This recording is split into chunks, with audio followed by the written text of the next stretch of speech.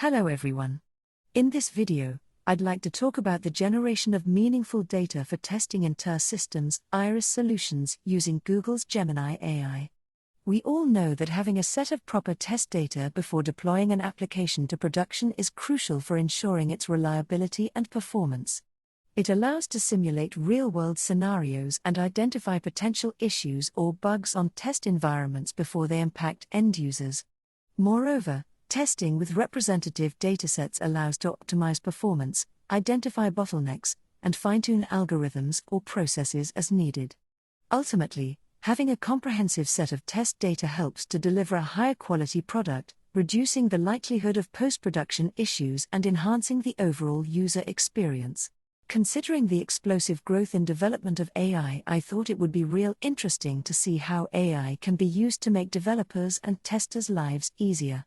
So here is my take on how to create test data without too much fuss using Google's AI Gemini. This example is just from the top of my head, so I don't pretend it's the best way to go about doing this. Anyway, to populate my example class with data, I will use the RESTful service to generate data in a JSON format and then use the received data to create objects. In this example, I will use a simple class restaurant.dish that consists of 6 atomic properties: name, description, category, price, currency, and calories. To populate the instances of this class with data using AI, I came up with the following query. Write a JSON object that contains a field dish, which is an array of 10 elements. Each element contains name, description, category, price, currency, calories of the restaurant dish.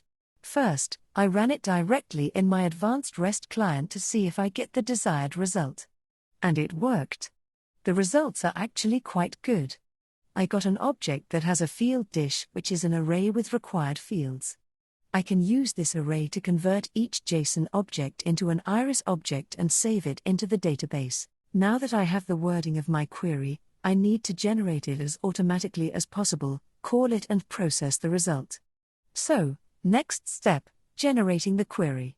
Using the very useful article on how to get the list of properties of a class, I can generate automatically most of the query. Following step is to call the Gemini RESTful service and process the resulting JSON. First, I need to process the result and get rid of unnecessary data, and afterwards I iterate the array I received and convert JSON objects to IRIS objects. Now that I see the result, it's quite impressive. Not only the description and category correspond to the name of the dish, but also prices and calories look real as well.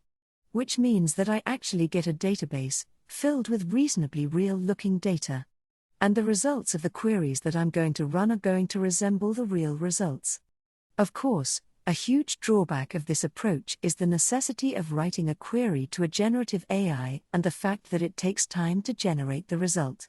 But the actual data may be worth it.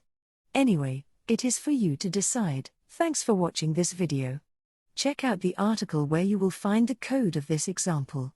See you next time.